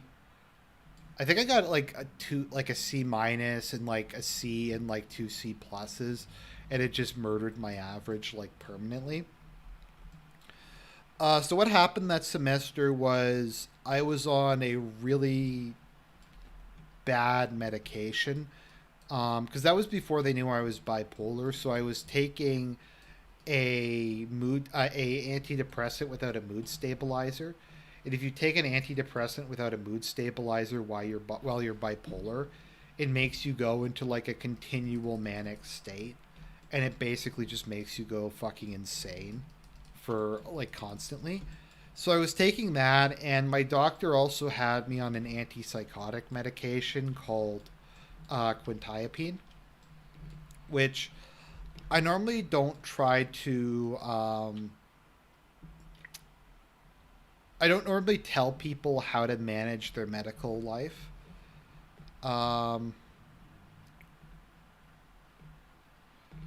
Nicholas, I'm doing a part time, so I have a full time job. And I'm doing this on evenings and weekends. It's a remote course, so I don't. I only have to go somewhere for exams. It takes up a fair amount of time a week, but I actually kind of enjoy it. So it's not like it's a bad thing. I was looking at it the other day and I'm like, geez, I don't really read anymore. I listen to audiobooks every now and again, but I don't really read that much. And then I was like looking at it and like, oh, I do like 150 pages a week for my master's course. Okay, so that's what's taking up all my education time. So was kind of interesting. I got to do a course, a assignment last semester on minimum income, so that was really cool because it was something I'd always wanted to look into. So stuff like that.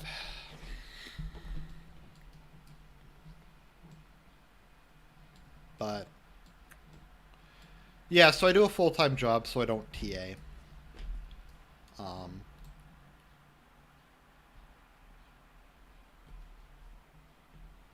wow, he has a lot of traits. I guess just because he's been fighting so much. Infantry expert.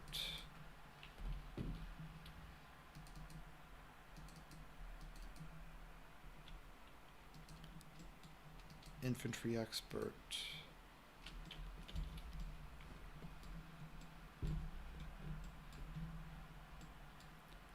Oh, it looks like they're pushing on this front too. Yeah, so I think what oh no, I don't do masters. Okay, so I have a coursework only program, so I don't have to do a thesis. I just do 13 courses, and then I get my master's degree. So that'll take me like 3 to 4 years. taking one course a semester, because I can't really do more than one because it's just too much work when I'm working full time. So that was one of the reasons I took this, was so I didn't have to do a master's thesis, because I kind of don't want to do a master's thesis. So, but yeah, I read like 150 pages a week for my course. Minimum income is another version of UBI.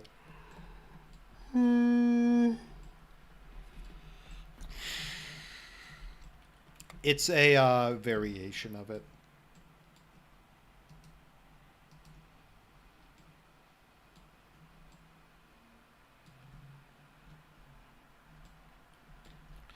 Yeah, so what Indonesia did is, because they opened up a couple fronts over here, China has to bring in a huge number, or China brought in a lot of soldiers to,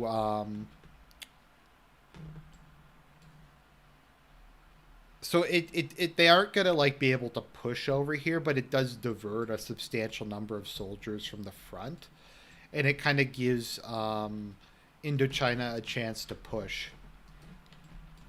Okay, so things are looking pretty good actually. No one got knocked out of the war, and we're heading into 1984. So soon that'll start. I'm kind of behind in terms of my military production. I would have liked to be a lot further on. Your overall thoughts on UBI? It's interesting. It's the different types. It's kind of a devil's in the details thing. The different types of UBI really, really differ. I need to do a video on it at some point, but they all tend to be very different from one another. My question is, I have no idea how we're going to deal with North America or the Americas. Really, we just need Indonesia to, I guess, take a foothold over there, and then we can do an amphibious, and then we can just stream in our forces.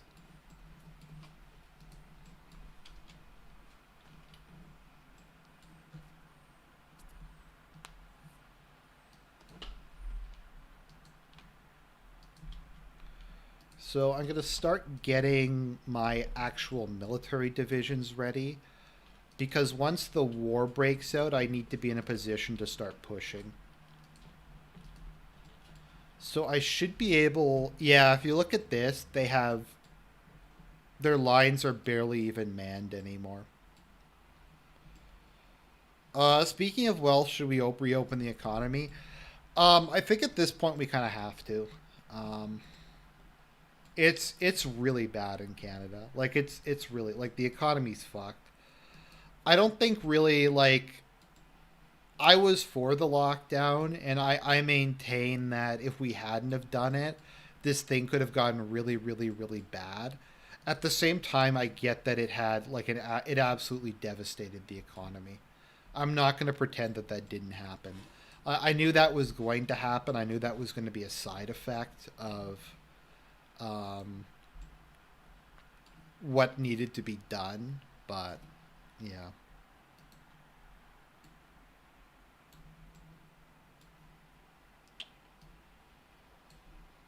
Okay.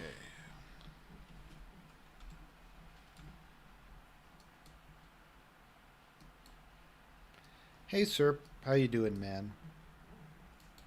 Hope you're having a good day. It's hot and sweaty here in Toronto. Nuclear proliferation, which I think is funny. What makes the grass grow? High speed, low drag. Smells like victory. Go with our country's pride. Oh shit. Oh, okay. It looks like they're pushing against me. I did not expect that. Okay. I feel like I must have had a hole in my. What the fuck?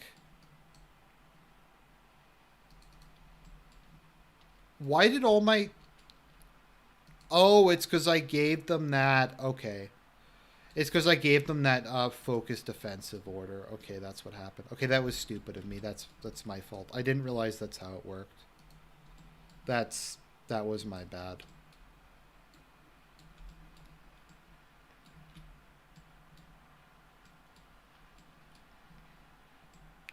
You know what?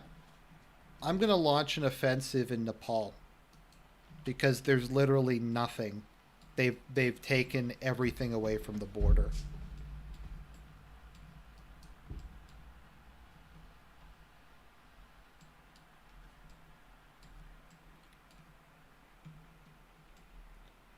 They literally have nothing to stop me. Maybe they're getting their forces ready for when the armistice expires, because that'll expire pretty much any day now.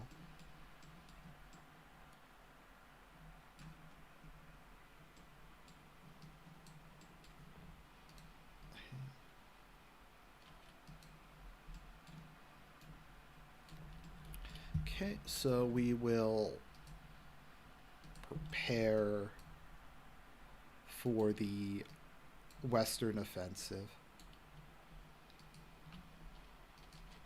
I should probably stop doing this because I probably have a pretty. Oh no, I don't have a deficit of infantry equipment yet. Okay, so I can keep building divisions. Cool.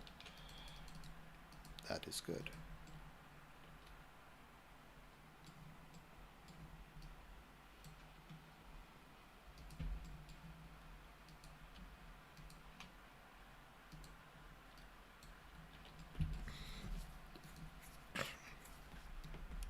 I sometimes have to wonder about the AI in this game. I mean, the AI is not like horrible, but it's not the best. So, let's see here. I can't build that yet. I should build a spy industry at one point. I don't really like the intelligence mechanics. I just feel like the amount that you have to invest to get like an intelligence program probably isn't worth whatever the payoff is from it.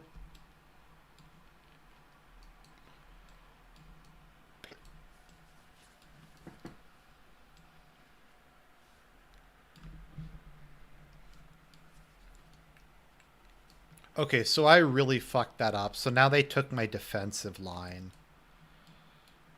Oh well.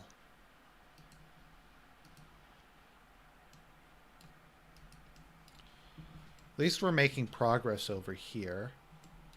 Yeah, I see what I mean. Like, East Asia is in the worst possible position of any of these superpowers. Because, yeah, like we have the end is here. Bloodied but not beaten by recent conflicts, large formations of troops are now on the move. They gather in ports and along border fortifications, rehearsing their plans and checking their equipment as they make last minute preparations for the grand campaign ahead.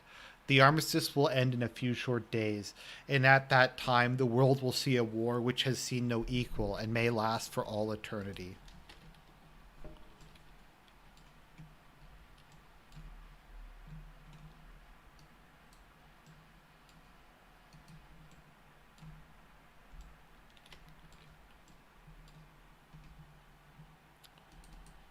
I'm going to have really big material shortage problems once I start this offensive. But I have to start grabbing some territory and the additional industry that comes with it sooner rather than later.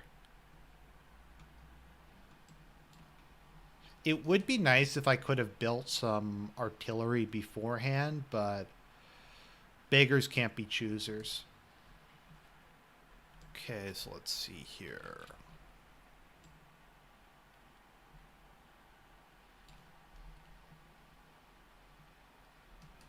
Okay, the northern front is going on. Let's see what's happening in Africa.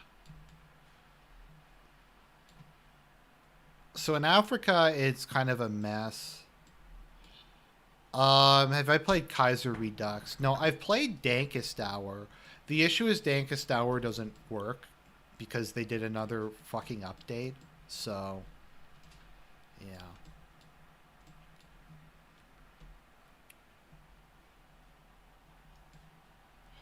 So I think what's happened, if you notice that they're making progress on all fronts now, is the superpowers have just had to pull everything back in preparation for the beginning of the Great War or the restarting of the Great War. I don't get why I'm not getting a planning bonus.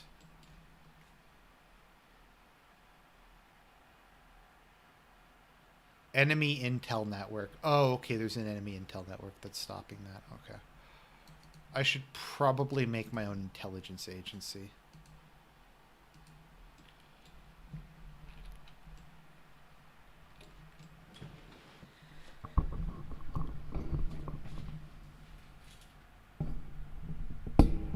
It's funny because you can probably say at this point, Kaiser Reich is probably bigger than the vanilla game. Like, more people probably play Kaiser Reich. Okay, here we go. All right. It's on. It's on like Donkey Kong. Everyone is now at war with everybody.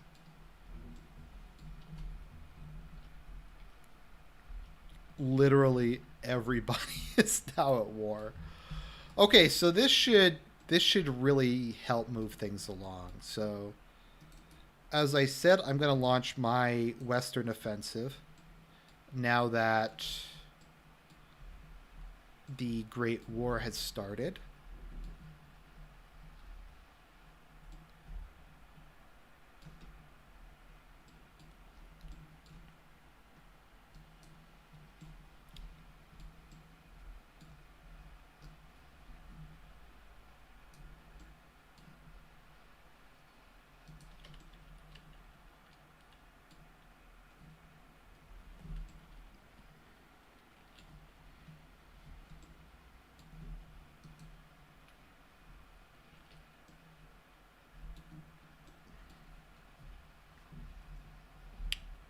Okay, I'm starting to get some factories from occupation. Let's look at how the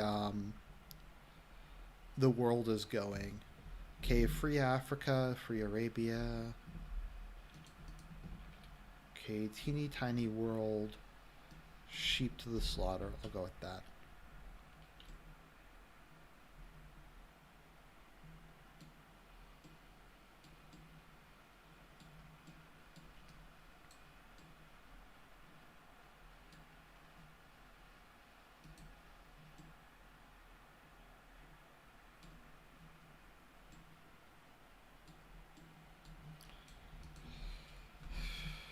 I really want to knock Himalaya out of the war. Because once I start knocking countries out of the war, it'll just go a lot faster. So,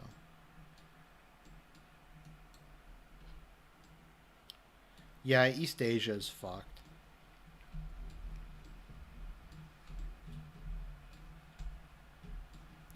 The next question is what's going to happen in Europe? Because normally Oceania invades continental Soviet Socialist Republic, but we'll see. It looks like the Russians are winning, and I'm probably going to eventually meet up with them near the border, which is honestly fine. Um, it's kind of what I had planned. Okay, so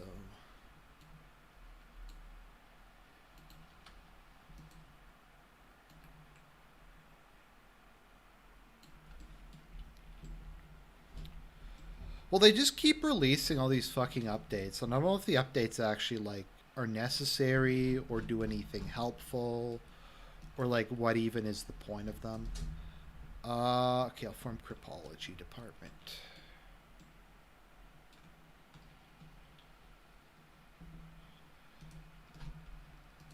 Yeah, so I'm trying to decide what to do with all these extra divisions I have. Because I don't really think I need them on this front anymore. So I could redeploy them to like one of the other fronts where they might be more helpful. Or I can just disband them. Maybe I'll redeploy them to Africa. Let's see, where's the Army of Africa? Yeah.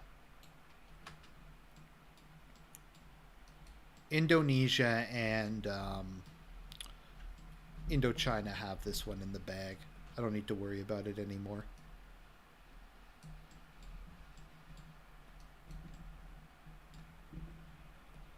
Let's see. A little bit from occupation. The issue is I'm fighting a land war in Asia, so it's just complete like bullshit.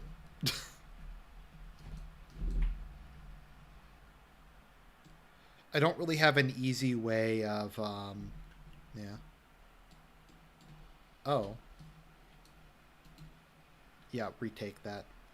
I can't let my elite mountain divisions get cut off.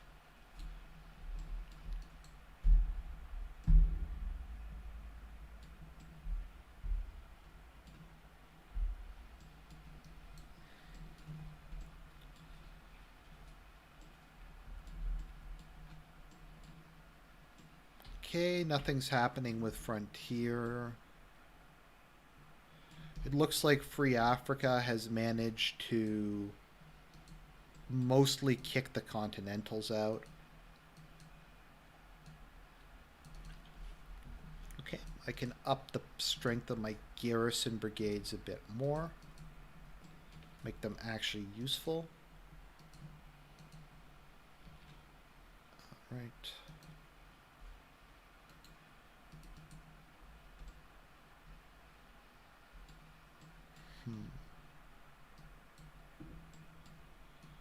If I can break that, then I can stop their supply chains.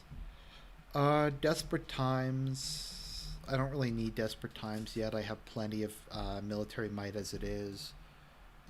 I'll do maybe tanks for your service next.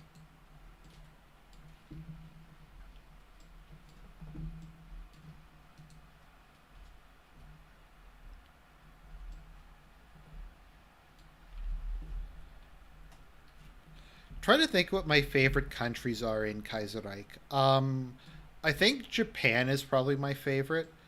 No, Commune of France is my favorite. Then I'd say Japan is probably number two. What other countries do I really like playing as? Um, Japan. The funniest thing about Japan is how Japan is exactly the same as it is in vanilla. Like nothing is different from vanilla. The various paths it can go down are basically exactly the same. The only difference is rather than directly occupying China, they have a bit more of a focus on having their puppet government deal with China. And that's really the only difference I can see between vanilla Japan and Kaiserreich Japan.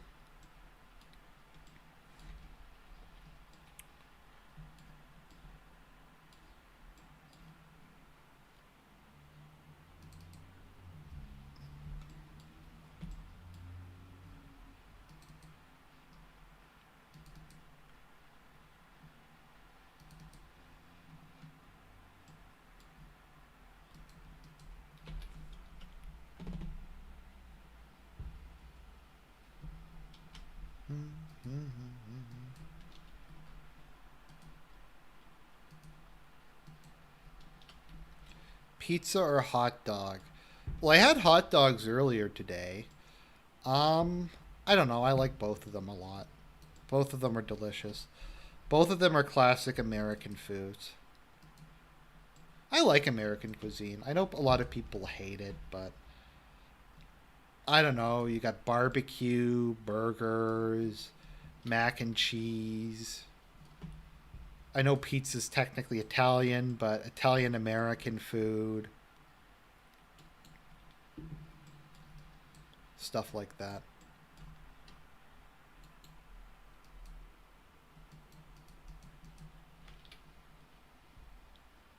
Destructive weapons. Let's see here.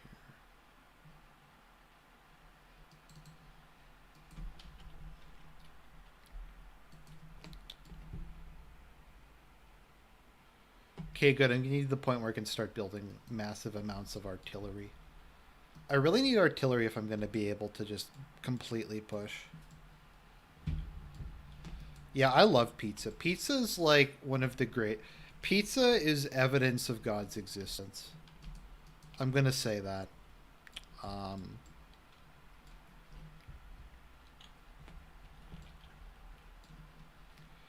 Unironically. Well, semi unironically. I'd say pizza, air conditioning, hot women in general. Yeah, Texas is amazing food. Mexican food is almost entirely Tex-Mex, and Tex-Mex is like way better than probably what actual Mexican food is. Whenever I've seen like actual Mexican food, it looks really bad or just really weird. Like I don't think they use much cheese in actual Mexican food, but they use a lot of it in Tex-Mex. I love cornbread too. Cornbread's the best. Now I want to go get some cornbread.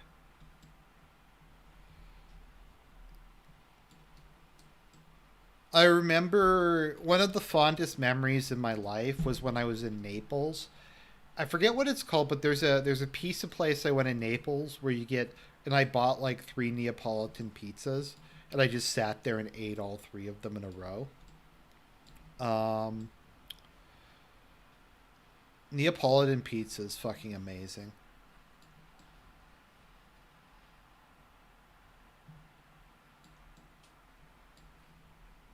Maybe Kaiser Dux is the Redux. Kaiser Redux is the new what's it called again? The new Dankest Hour.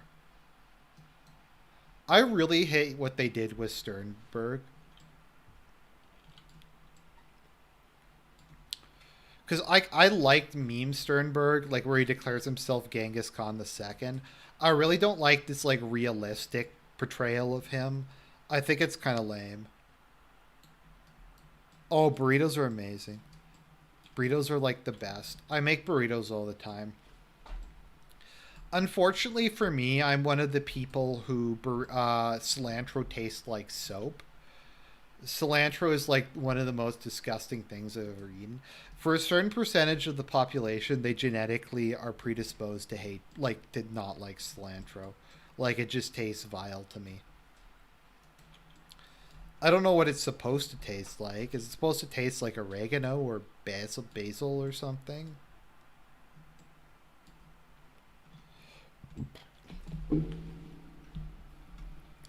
My description of Italian food is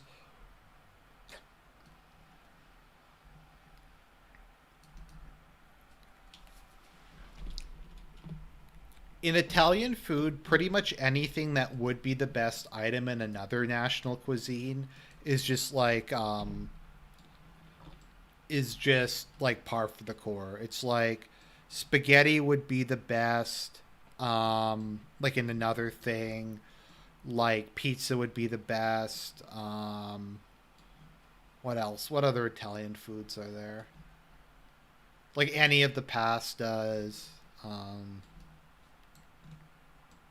wow, I'm sucking for thinking about Italian food. Sorry, Italian viewers, for I don't know, whatever I'm sorry for.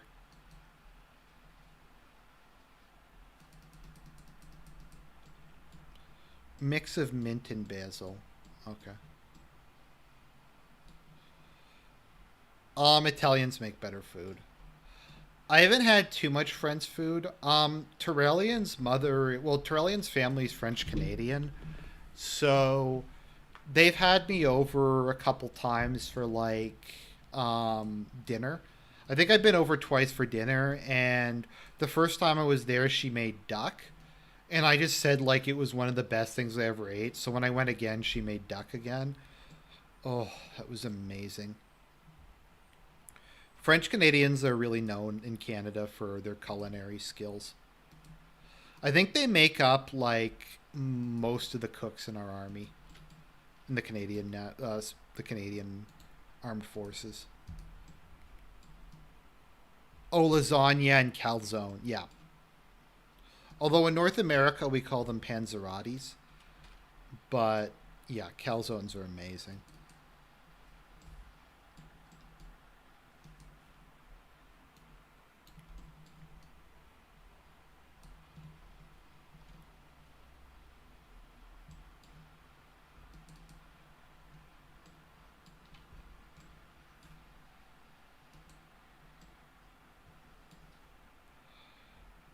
Yeah, I mean German food's good too.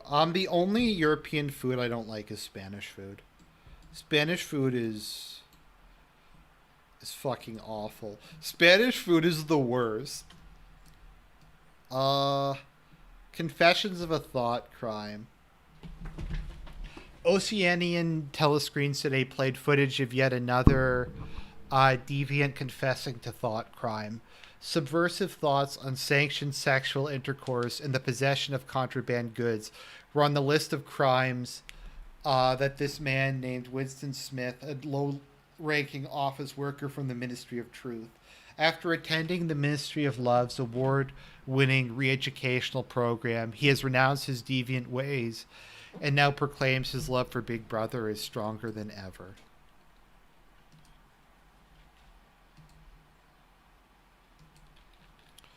Yeah, Quebec for the longest time was by far the most religious part of North America. Um, it was also the most conservative part of Canada. Like you had a like ultra conservative like Catholic nationalist party in power, the Union Nationale. The issue is the National Union was very, very, very anti-union, and they really failed to modernize the educational system. The Catholic Church ran the educational system in Quebec, and from my understanding, they didn't do the best job. Like they didn't really they taught the humanities, but they didn't really teach STEM at all. Like they didn't really teach them science or engineering or any of that kind of stuff. And Quebec kind of fell really far behind the rest of Canada. Well, I mean, the other large portions of Canada economically. And it's kind of never really caught up from that. And that was kind of one of the things that led to the Quiet Revolution. In Quebec, mass attendance rates fell, I think, 80 to 90% over the course of a decade. I think they call it like the evaporation or something like that. I think 2% of women in Quebec used to be nuns. And now Quebec is like. Now Quebec is based civic nationalism. So, like, how Quebec functions is it's like Anglo's out, Haitians in civic is like what their point of view is.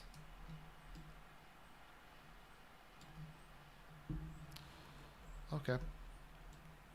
Good night, Metaphysic. Good to see you as always.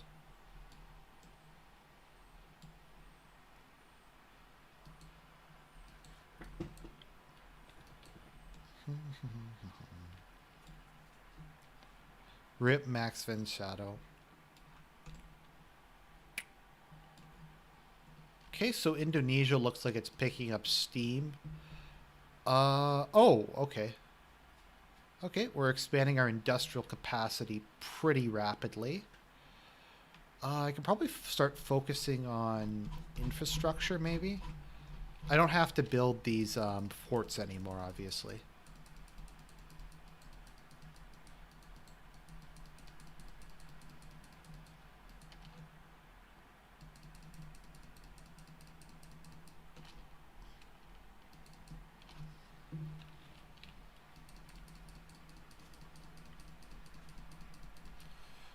Vote for Trump. I've kind of thrown Trump under the bus, but vote for him based on Supreme Court picks. Um, that is why I will continue to say vote Republican, because they will appoint Supreme Court justices who won't find a hate speech clause in the Constitution and won't take away your guns. Because if the Democrats get a majority on the Supreme Court, then they will find something in the Second Amendment.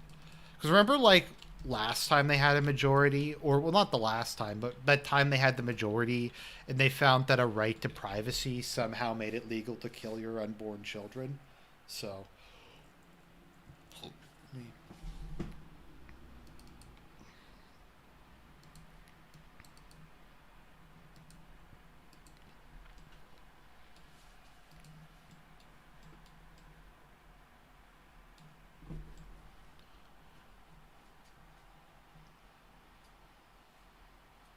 Opinion on the FLQ.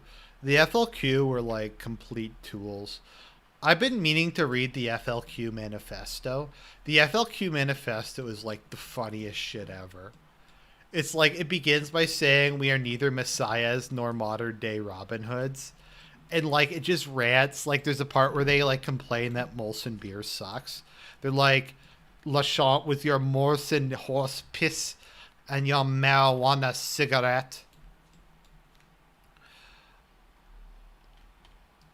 Jimbo, you're very similar to let's see, I'm just